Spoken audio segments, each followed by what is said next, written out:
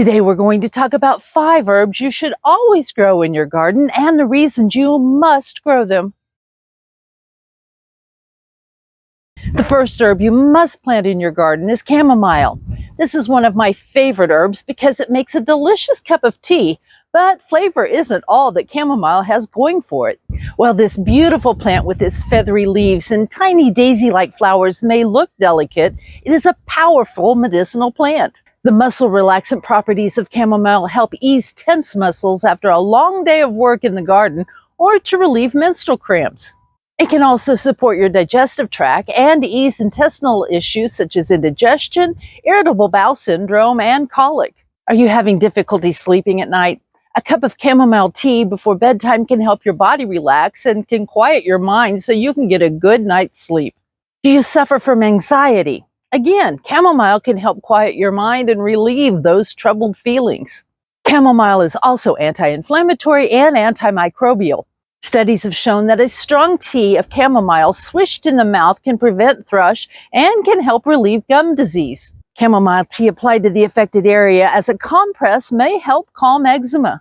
And when used in a steam inhalation, it can ease coughs and congestion due to colds and allergies.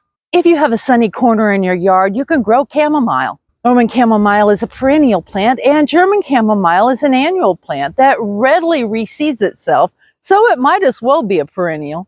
They have nearly identical uses, but the German chamomile will probably be easier for you to find. Chamomile is a member of the Asteraceae family, which includes daisies, marigolds, sunflowers, and ragweed.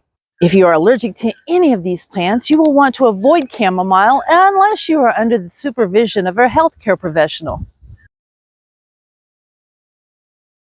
Sage is an aromatic herb that is native to the Mediterranean region but can be grown nearly anywhere.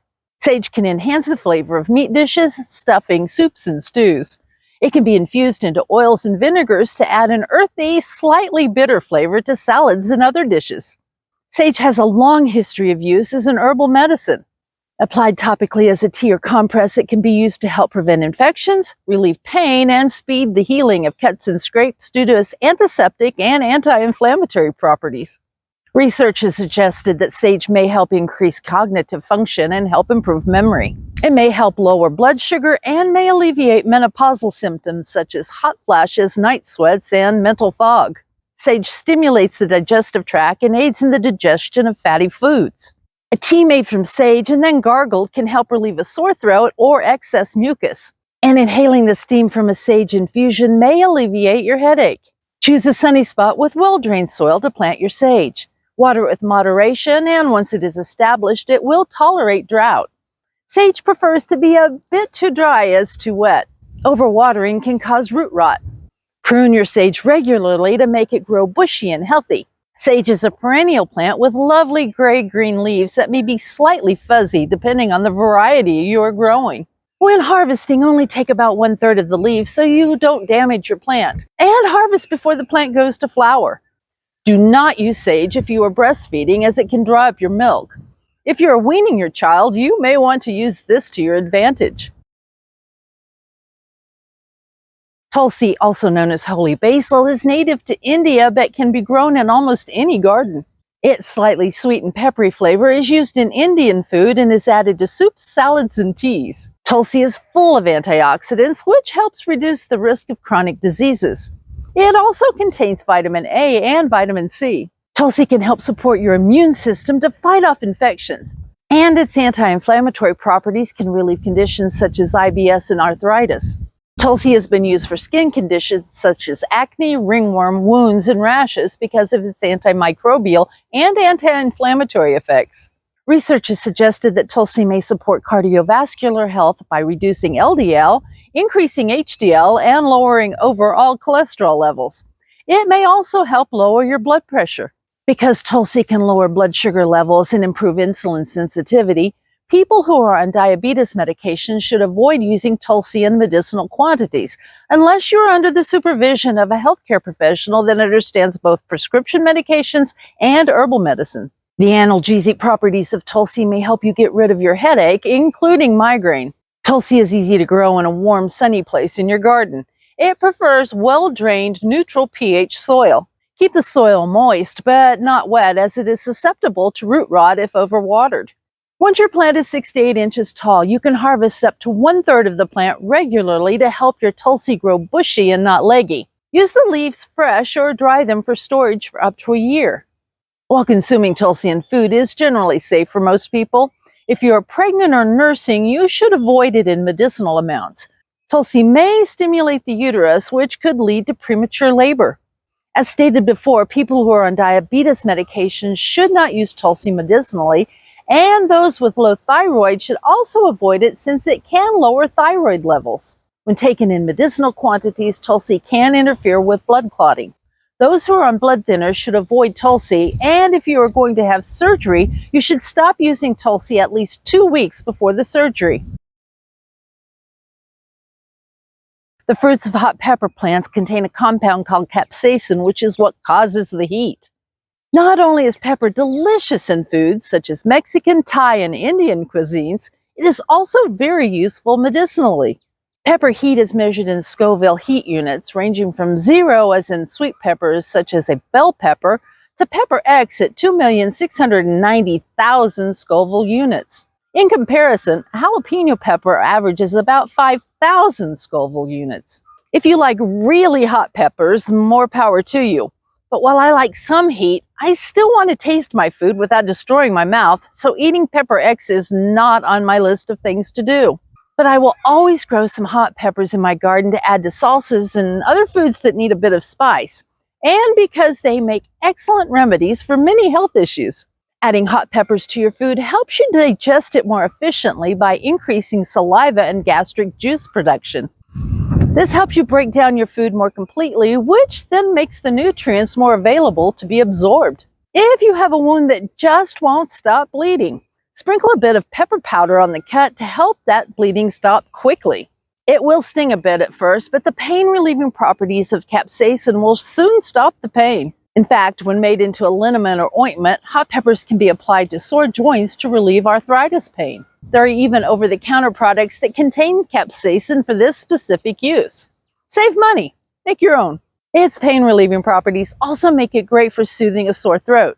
Just mix 1/4 teaspoon of dried pepper powder in a half cup of warm water and gargle. Sipping on a hot cup of pepper tea can warm you up on a cold winter's day. Or add a 1/4 teaspoon of cayenne powder to a cup of hot chocolate when you come in from shoveling the walk after a snowstorm.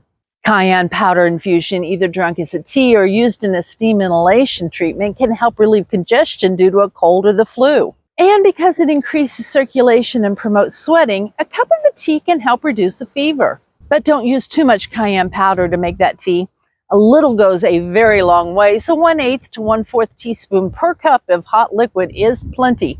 Some reports claim that the increased circulation due to the dilation of blood vessels can help stop a heart attack. While you should always call an ambulance and get to the hospital immediately if you suspect a heart attack, taking a dropper full of cayenne tincture while you're waiting for help to arrive might save your life. Did you know that peppers are a perennial plant in zones 11 or higher? I live in zone 7A, so the peppers I plant in my garden are going to die when the temperature drops below 32 degrees Fahrenheit. But if you live in a tropical area, your pepper plant can live for a very long time. If you don't live in a tropical zone, you may want to start your pepper seeds inside under a grow light about 6 to 8 weeks before you put them into the ground, and you don't want to transplant them outside until the nights are consistently warmer than 50 degrees Fahrenheit at night. Plant them in a sunny spot and keep the soil moist but not wet. Peppers need well-draining soil and will thrive if there is plenty of compost added. While some varieties of peppers are hotter than others, you will want to wear gloves when handling and cutting the fruits of hot peppers so that your skin doesn't become irritated by the capsaicin. And keep your hands away from your eyes. Taking cayenne in medicinal quantities may interact with some medications such as blood thinners and diabetes medications, but the amount consumed in food should be safe for nearly everyone. Calendula is a plant that produces a beautiful orange flower that is rich in antioxidants and flavonoids. It is native to the Mediterranean area, but it will readily grow in areas with temperatures from 50 to 75 degrees Fahrenheit. The edible flower petals can be used fresh or dried in teas, soups, and salads.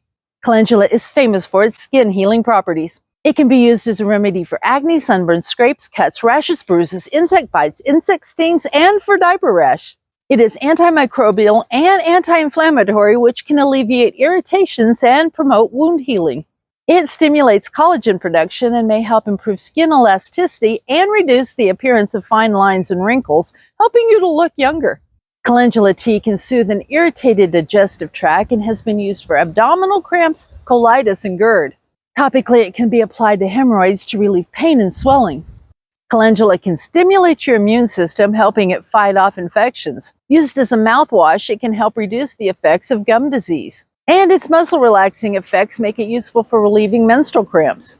Plant your calendula in a sunny location with well-drained soil. You can either plant the seeds directly into the ground after your last frost, or you can start seeds inside under a grow light, then transplant them when there is no longer any danger of frost damage. Surface sow your seeds, keep the soil moist but not too wet, and if starting inside, keep them under a grow light. Harvest your calendula flowers first thing in the morning when the flowers are completely opened and after the dew has dried for the strongest medicine. You will want to dry the flowers for long-term storage. By continually harvesting the flowers, you encourage the plant to produce more. While calendula is safe for everyone to use topically, it should not be taken internally if you are pregnant or nursing, or if you take prescription medications, unless you are working with a qualified healthcare provider. Thank you for stopping by the Old Mayfield place today. Stay prepared, get those herbs planted, and have a blessed week.